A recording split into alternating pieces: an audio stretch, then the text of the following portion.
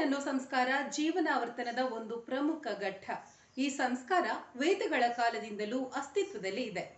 ಮದುವೆಯಲ್ಲಿ ಯೋಗ್ಯ ವರನಿಗೆ ಹೆಣ್ಣಿನ ತಂದೆ ಮಗಳನ್ನು ಕನ್ಯಾದಾನ ಮಾಡಿಕೊಡ್ತಾನೆ.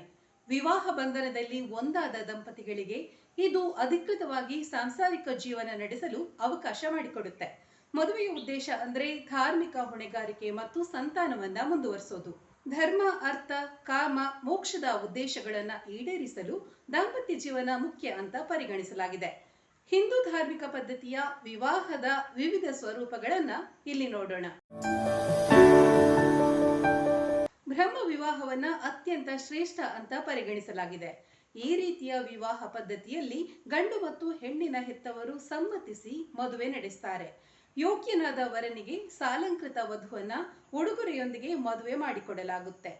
ಧರ್ಮಾರ್ಥ ಕಾಮ ಮೋಕ್ಷ ಸಾಧನೆಯ ಉದ್ದೇಶ ಈ ವಿವಾಹ ಕ್ರಮದಲ್ಲಿದೆ. ಬ್ರಹ್ಮ ವಿವಾಹದಂತೆ ಈ ರೀತಿಯ ವಿವಾಹಕ್ಕೆ ಹೆಚ್ಚಿನ ಮಹತ್ವವಿಲ್ಲ. ಇದು ಧಾರ್ಮಿಕ ವಿಧಿಗಾಗಿ ನಡೆಸೋ ವಿವಾಹವಾಗಿದೆ. ಈ ರೀತಿಯ ಮದುವೆಯಲ್ಲಿ ತಂದೆ ತನ್ನ ಮಗಳನ್ನ ಪುರೋಹಿತರಿಗೆ ದಕ್ಷಿಣೆಯ ರೂಪವಾಗಿ ನೀಡ್ತಾನೆ. ದೇವರಿಗೆ ಸಮರ್ಪಣೆಯ ಉಡುಗೊರೆಯಾಗಿ ಹೆಣ್ಣನ್ನ ನೀಡಲಾಗುತ್ತೆ. ಆರ್ಷ ಇದು ಇತರ ವಿವಾಹ ಪದ್ಧತಿಗಳಿಗಿಂತ ಭಿನ್ನವಾದ ವಿವಾಹ ಕ್ರಮ ಅನ್ಬೋದು. ಆರ್ಷ ಪದ್ಧತಿಯ ಮದುವೆಯಲ್ಲಿ ಕನ್ಯೆಯನ್ನ ಋಷಿಯೊಂದಿಗೆ ಮದುವೆ ಮಾಡಿಕೊಡಲಾಗುತ್ತೆ. ಈ ಸಂದರ್ಭ ಮದುಮಗನ ತಂದೆ ವಧುವಿನ ತಂದೆಗೆ 2 ಹಸುಗಳು ಮತ್ತು ಗೂಳಿಗಳನ್ನ ನೀಡ್ತಾರೆ. ಈ ಪದ್ಧತಿ ವ್ಯಾಪಾರ ವಹಿವಾಟಿನ ರೀತಿ ನಡೀತಾ ಇದ್ರಿಂದ ಇದು ಅಷ್ಟೊಂದು ಪ್ರಾಮುಖ್ಯತೆ ಪಡ್ಕೊಂಡಿರ್ಲಿಲ್ಲ. ಪ್ರಜಾಪತ್ಯ ವಿವಾಹ ಕ್ರಮ ಬ್ರಹ್ಮವನ್ನು ಹೋಲುತ್ತೆ.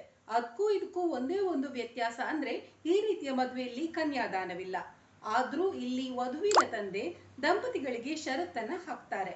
ಅದರ ಪ್ರಕಾರ ದಂಪತಿಗಳು ತಮ್ಮ ಧಾರ್ಮಿಕ ಕಟ್ಟುಪಾಡುಗಳನ್ನ ಅಂದ್ರೆ ಧರ್ಮವನ್ನ ಶ್ರದ್ಧೆಯಿಂದ ಒಟ್ಟಿಗೆ ನಿರ್ವಹಿಸಬೇಕು. ವರ ತನ್ನ ಮಗಳನ್ನ ತನ್ನ ಸಂಗಾತಿಯಾಗಿ ಪರಿಗಣಿಸಬೇಕು, ಅವಳನ್ನ ಗೌರವಿಸಬೇಕು ಮತ್ತು ಅವರ ಧಾರ್ಮಿಕ ಜವಾಬ್ದಾರಿಗಳನ್ನ ಒಟ್ಟಿಗೆ ಪೂರೈಸಬೇಕು. ಪ್ರಜಾಪತ್ಯ ವಿಧಿಗಳ ಪ್ರಕಾರ ಮದುವೆಯಾದ ಮಹಿಳೆಗೆ ಹುಟ್ಟಿದ ಮಗ ತನ್ನ 6 ಪೂರ್ವಜರು ಮತ್ತು ವಂಶಸ್ಥರನ್ನ ಕರ್ಮ ವಿಮೋಚನೆಗೆ ಕಾರಣನಾಗ್ತಾನೆ ಅಂತ ಮನುವಾಕ್ಯವಿದೆ. ಸಮಾಜದಲ್ಲಿ ಹೆಚ್ಚು ಟೀಕೆಗೆ ಒಳಪಟ್ಟ ಮತ್ತು ಒಪ್ಪಿತವಿಲ್ಲದ ವಿವಾಹ ಅಸುರ ವಿವಾಹ. ಅಸುರ ವಿವಾಹದಲ್ಲಿ ವರ ವಧುವಿನ ತಂದೆಗೆ ತನ್ನ ಸಾಮರ್ಥ್ಯ ಮೀರಿ ಎಲ್ಲ ಸಂಪತ್ತನ್ನು ನೀಡಿದ ನಂತರ ಹುಡುಗಿಯನ್ನ ಮದುವೆ ಮಾಡಲಾಗುತ್ತೆ. ವಧುವನ್ನು ವರ ನೀಡಿದ ಸಂಪತ್ತಿಗೆ ವಿನಿಮಯ ಮಾಡಿಕೊಡಲಾಗುತ್ತೆ. ಇದು ವಧುವನ್ನ ಖರೀದಿ ಮಾಡಿರುವುದರ ಸಂಕೇತ. ಈ ಪ್ರಕ್ರಿಯೆ ವ್ಯಾಪಾರದಂತಿರೋದ್ರಿಂದ ಈ ರೀತಿಯ ವಿವಾಹಕ್ಕೆ ಮಾನ್ಯತೆ ನೀಡಲಾಗಿಲ್ಲ. ಗಂಧರ್ವ ವಿವಾಹದಲ್ಲಿ ಒಬ್ಬ ಪುರುಷ ಮತ್ತು ಮಹಿಳೆ ಪರಸ್ಪರ ಮದುವೆ ಆಗೋಕೆ ನಿರ್ಧರಿಸ್ತಾರೆ. ಗಂಡು ಹೆಣ್ಣಿನ ಈ ಮಾನಸಿಕ ಒಪ್ಪಂದ ಕಾಮದಿಂದ ಉಂಟಾಗಿದ್ದು ಅಂತ ಭಾವಿಸಲಾಗಿದೆ. ಗಂಧರ್ವ ವಿವಾಹಕ್ಕೆ ಪೋಷಕರ ಅನುಮೋದನೆ ಅಗತ್ಯವಿಲ್ಲ. ಗಂಡು ಮತ್ತು ಹೆಣ್ಣು ಯಾವುದೇ ಧಾರ್ಮಿಕ ವಿಧಿ ಮತ್ತು ಸಮಾರಂಭಗಳನ್ನು ಮಾಡದೆ ಅಥವಾ ಪೋಷಕರ ಒಪ್ಪಿಗೆಯನ್ನು ಪಡೆಯದೆ ದೈಹಿಕ ಸಂಪರ್ಕವನ್ನ ಬೆಳೆಸ್ತಾರೆ. ಗಂಡು ಹೆಣ್ಣಿನ ಪರಸ್ಪರ ಒಪ್ಪಿಗೆಯ ಮೇಲೆ ನಡೀತಾ ಇದ್ದ ಗಂಧರ್ವ ವಿವಾಹ ಪುರಾಣಗಳಲ್ಲಿ ಮತ್ತು ಪ್ರಾಚೀನ ಕಾಲದಲ್ಲಿ ಕಾಣಿಸಿಕೊಂಡಿದೆ. ಆದ್ರೆ ಬರ್ತಾ ಬರ್ತಾ ಸಮಾಜ ಈ ಪದ್ಧತಿಯನ್ನು ಹೆಚ್ಚು ಉತ್ತೇಜನ ಮಾಡಲಿಲ್ಲ.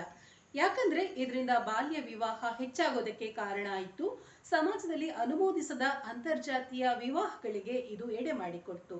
ಪೋಷಕರ ಒಪ್ಪಿಗೆ ಇರದ ಈ ವಿವಾಹ ಕ್ರಮ ಹಿಂದೂ ಸಂಸ್ಕೃತಿ, ರೂಢಿ ಮತ್ತು ಮೌಲ್ಯಗಳಿಗೆ ವಿರುದ್ಧವಾಗಿತ್ತು. ರಾಕ್ಷಸ ವಿವಾಹ ಪ್ರಾಚೀನ ಸಮಾಜದಲ್ಲಿ ಅತ್ಯಂತ ಕ್ರೂರ ರೀತಿಯ ವಿವಾಹ ಕ್ರಮವಾಗಿತ್ತು. ಈ ರೀತಿಯ ಮದುವೆಯಲ್ಲಿ ವಧುವನ್ನ ಅಪಹರಿಸಿ ಆಕೆಯ ಕುಟುಂಬವನ್ನ ಚಿತ್ರಹಿಂಸೆಗೆ ಒಳಪಡಿಸಲಾಗ್ತಿತ್ತು. ವಧುವಿನ ಮನೆಯವರ ವಿರುದ್ಧ ವರ ಹೆಣ್ಣನ್ನು ಪಡೆಯಲು ದೌರ್ಜನ್ಯ ಮೆರೀತಾ ಇದ್ದ ಅಂತ ಹೇಳಲಾಗಿದೆ. ಈ ಪದ್ಧತಿಯಲ್ಲಿ ಹೆಣ್ಣು ಮತ್ತು ಆಕೆಯ ಕುಟುಂಬದ ಮೇಲೆ ಹಿಂಸೆ ಹಾಗೂ ಕ್ರೂರ ರೀತಿಯಲ್ಲಿ ನಡೆಸಿಕೊಳ್ಳಲಾಗ್ತಿತ್ತು. ಇಲ್ಲಿ ವಧು ಮತ್ತು ಆಕೆಯ ಕುಟುಂಬದ ಘನತೆ ಗೌರವಕ್ಕೆ ಬೆಲೆ ಇಲ್ಲದ ಕಾರಣ ಸಾಮಾಜಿಕವಾಗಿ ಇದು ಮಾನ್ಯತೆ ಪಡ್ಕೊಂಡಿರಲಿಲ್ಲ.